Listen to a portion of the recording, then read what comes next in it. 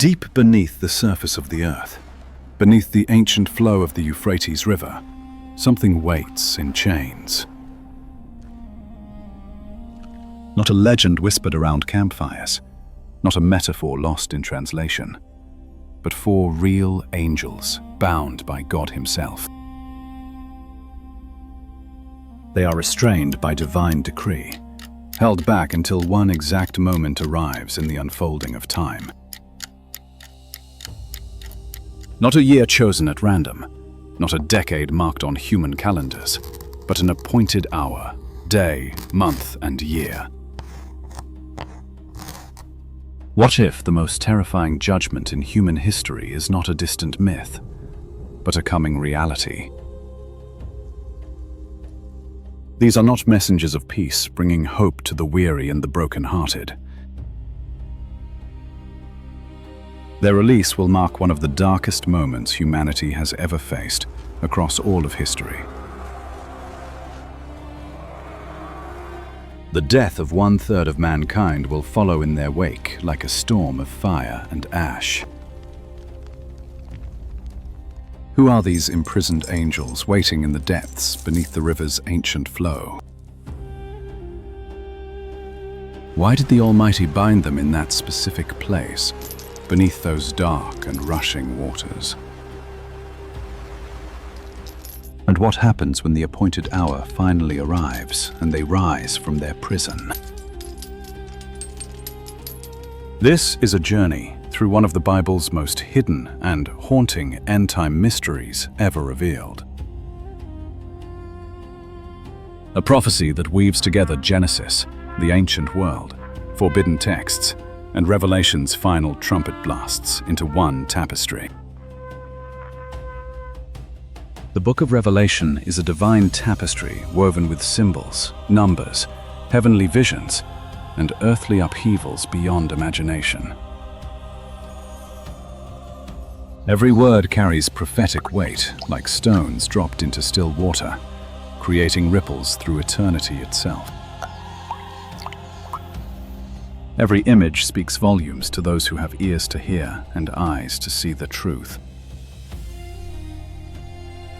But among its many apocalyptic scenes, one passage stands out like a wound that will not heal. A voice from the 4 horns of the golden altar speaks with authority that shakes the foundations of heaven. The command echoes through the celestial realm with the weight of divine judgment about to fall. Release the 4 angels who are bound at the great river Euphrates, the voice declares, without mercy. So the 4 angels who had been prepared for the hour and day and month and year were released. Their purpose was singular and terrible, to kill 1/3 of mankind in a wave of unprecedented destruction. This is not allegorical poetry open to endless interpretation or philosophical debate among scholars and theologians. This is a direct prophetic announcement of a coming judgment executed by 4 specific beings with terrifying power. These angels are bound, restrained, shackled, held back by chains that only God Himself could forge and maintain. They are confined to a geographical location, the great river Euphrates, waiting in the depths like coiled serpents. They are set to be released at a precise moment, not just a year or era, but a literal hour. This speaks of intentionality beyond human understanding, of a divine timetable already counting down in heaven's throne room. They are not on the loose roaming the earth. They are not free to wreak havoc upon humanity. They are imprisoned, awaiting divine release like prisoners in a cell made of darkness and divine decree. And what happens when they are finally loosed upon the earth to fulfill their terrible purpose? to kill a third of mankind, a number so vast it staggers the imagination and breaks the heart. This is mass judgment on a global scale, the kind of devastation not seen since the days of Noah. But there is... In the Bible, God's holy angels are never described as bound in chains or imprisoned in darkness. They are messengers, ministers, warriors who stand in the presence of God without fear or restraint. They go. But these angels, they are bound, implying disobedience, rebellion, or danger too great to leave unchecked. Bound angels only appear in very specific contexts, always involving judgment, sin, and divine restraint beyond measure. So why are they imprisoned in that specific place, beneath the waters that have witnessed so much human history? What happened in the past that warranted such a terrifying future release upon an unsuspecting world? Could these be the same class of beings that Peter and Jude spoke of in their warnings to the church? Angels who sinned and are now reserved for judgment, locked away in eternal chains under darkness. Or is there an even older story? A story that traces all the way back to the beginning of human corruption. A story that lies hidden in the shadows of Genesis, before the flood covered the earth in judgment. To understand who these imprisoned angels might be, we need to go back to the earliest days of creation. Before the flood swept away the ancient world, before Abraham walked by faith, before the law was given on Sinai. There was a strange and controversial moment tucked into Genesis, a moment that changed everything for humanity forever. When men began to multiply on the face of the land, and daughters were born to them in great numbers. The sons of God saw that the daughters of man were attractive, and they took them as wives. The Nephilim were on the earth in those days, giants born from a union that should never have been.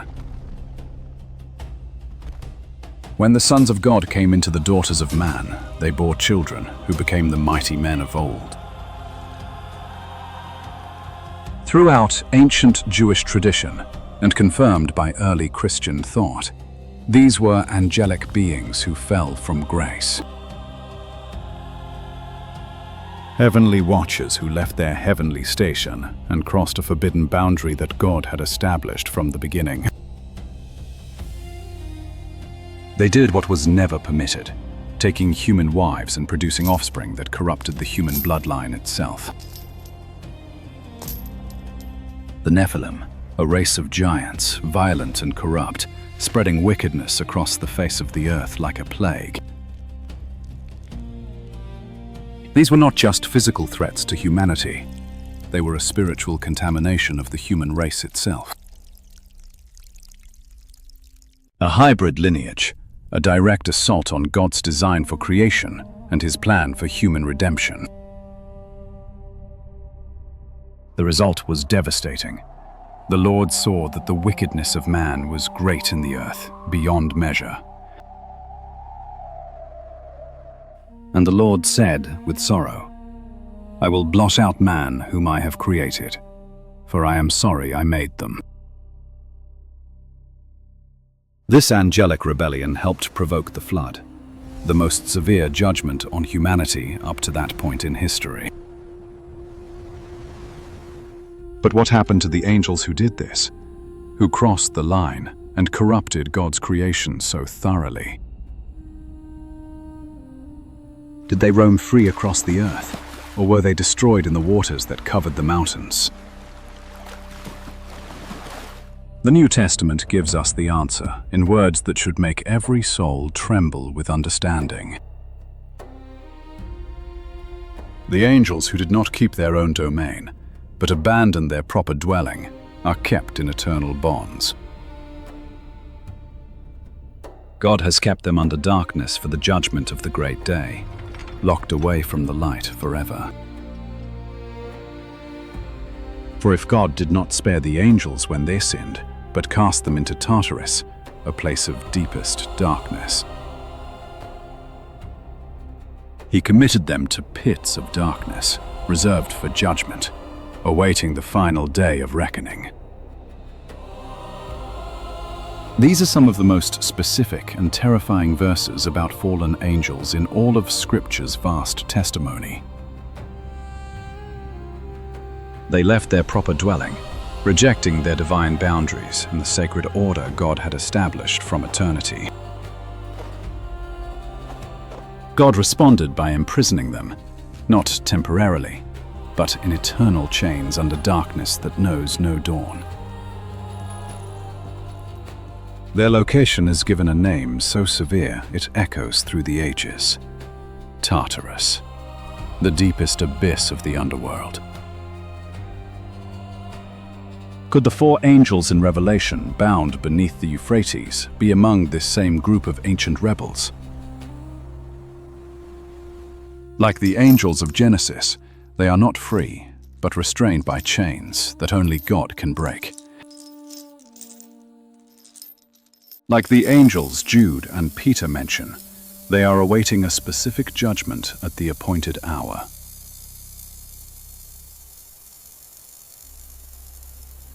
And when released, they do not minister mercy or bring hope.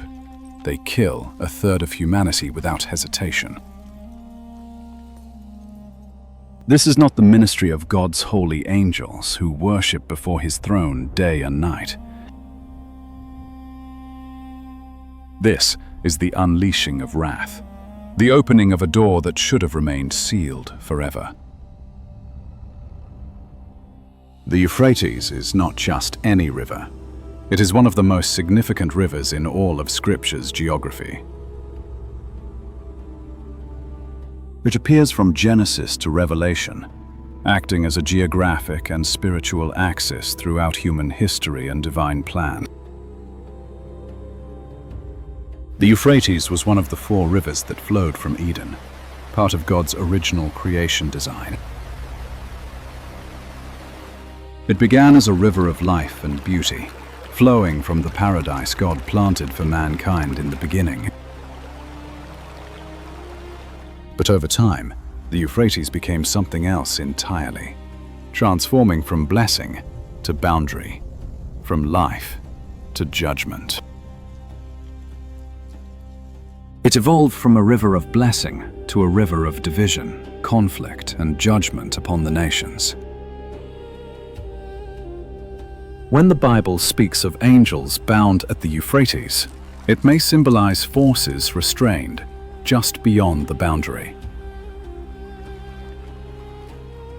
waiting to break through the line that separates God's covenant people from the domain of pagan nations and their gods.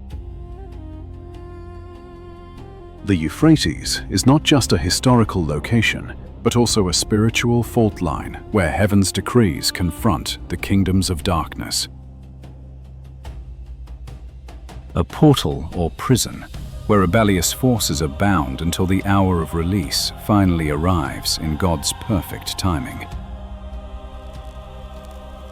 So when Revelation says 4 destructive angels are bound at the Euphrates, it signals more than just a location on a map. It means these forces are restrained, just beyond the edge of human civilization, held back on the border of grace and judgment. And when they are released, the floodgates of wrath will open like a dam breaking under unbearable pressure. These 4 angels have been prepared for the hour and day and month and year, reserved for this exact moment. Divine judgment on schedule, not early, not late, but precisely when God has appointed from before time began. For the believer, this passage is not meant to provoke fear, but to wake us up to the reality of eternity. When the world panics, the church prepares. When others run in fear, we stand in faith and hope. Behind every trumpet of judgment, behind every seal of wrath, is a righteous king, preparing to restore all things.